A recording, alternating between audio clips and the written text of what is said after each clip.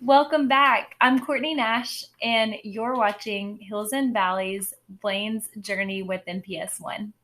I cannot go another second without thanking everyone for their support.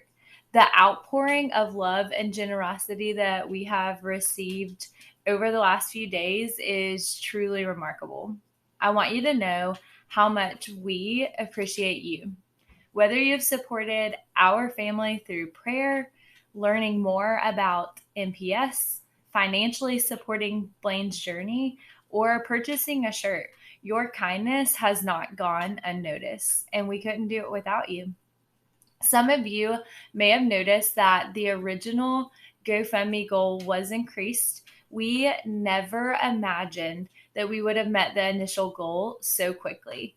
We want to continue to raise awareness and fight not just for our child, but others facing the same challenge. So anything left over from Blayne's medical expenses will go directly to supporting other families fighting this rare disease. I promised y'all we would share with you our ups and downs. So this was definitely a special week in our journey.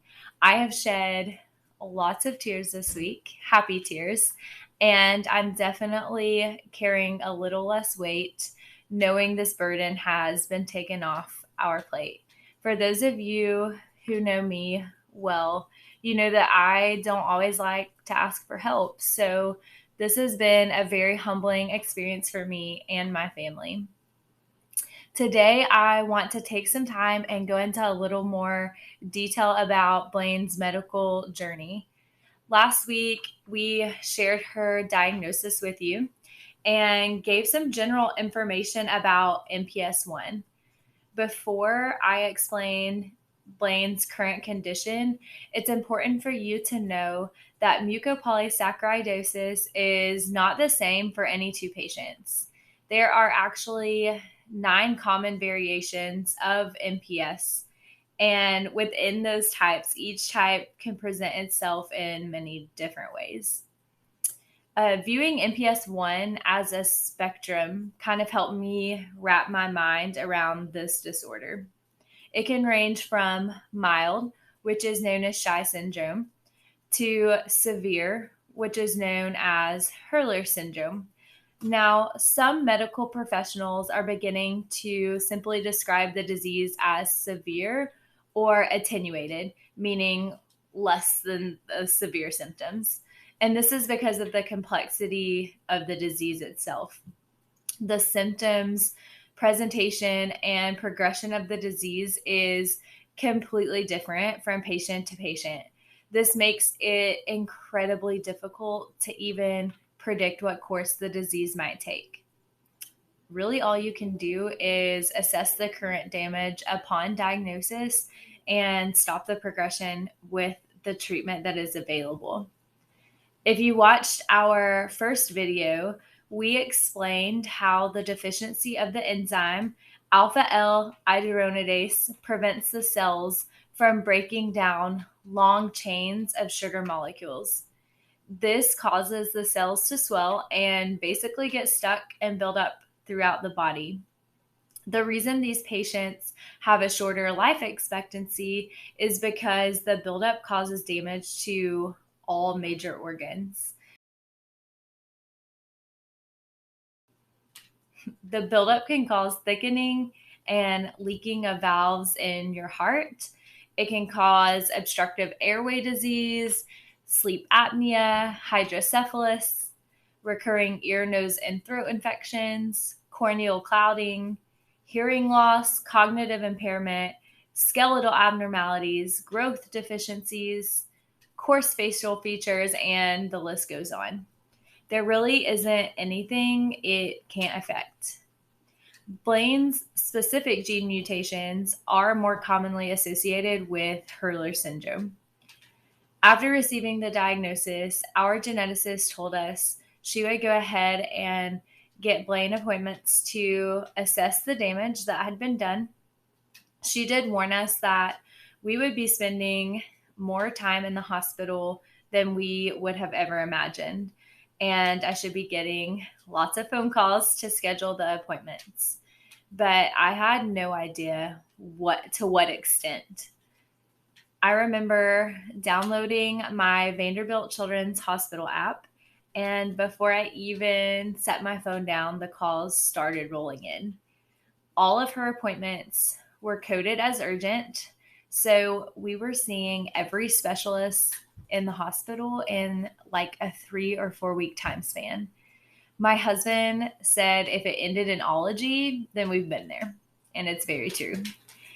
This was probably the most overwhelming few days of my entire life. I mean, we were still crying ourselves to sleep every night at this point.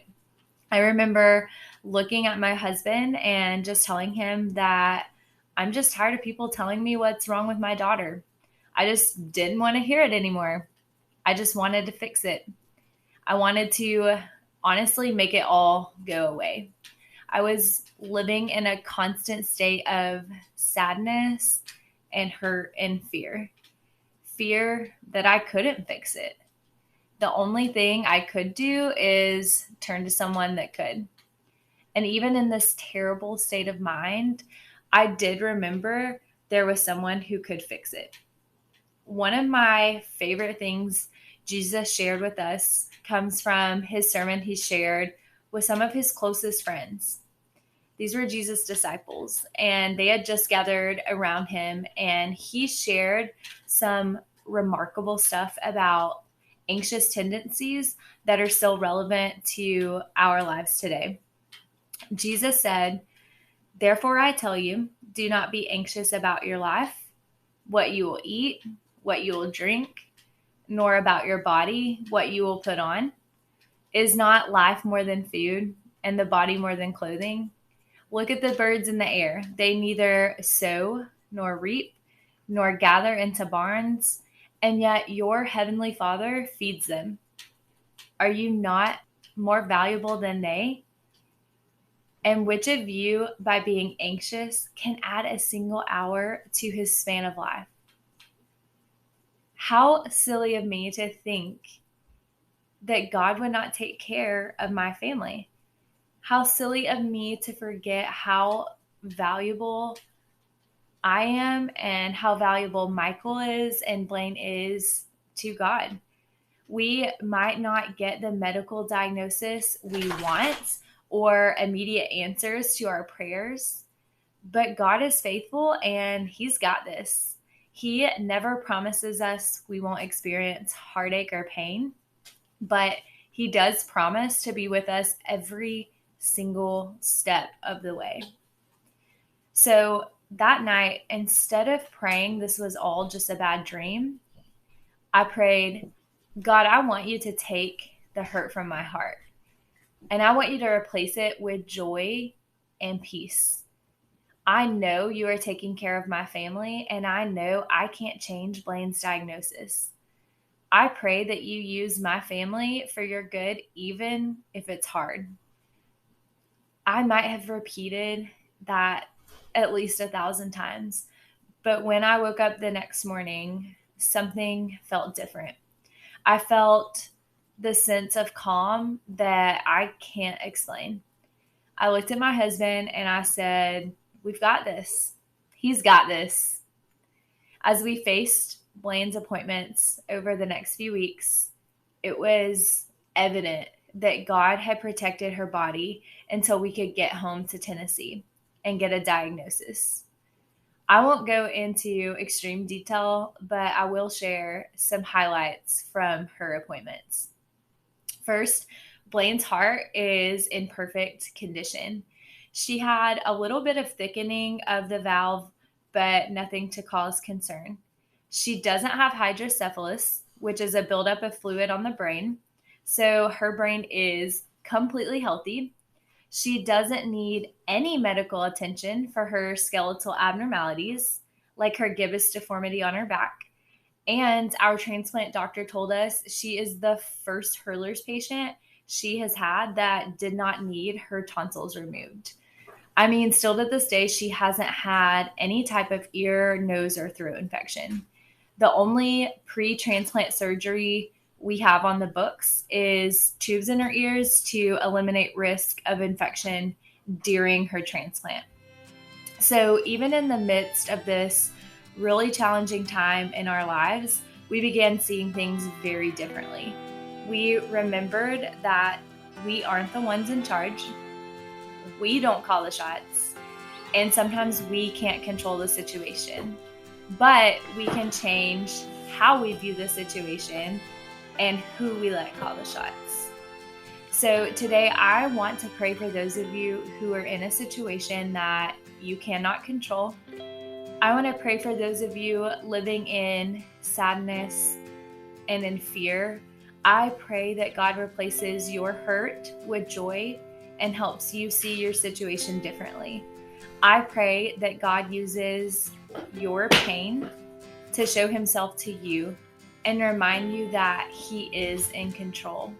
He is with you and he is taking care of you every step of the way.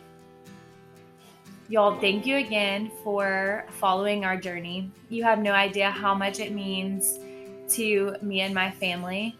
I pray that we continue to raise awareness, we continue to care for Rare, and we continue to support Blayne and others going through this challenging situation. Don't forget to like the video and subscribe if you want to keep up with Blayne's journey. Until next time.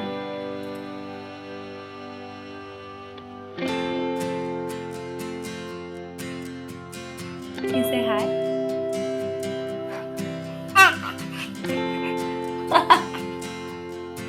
Can you blow a kiss?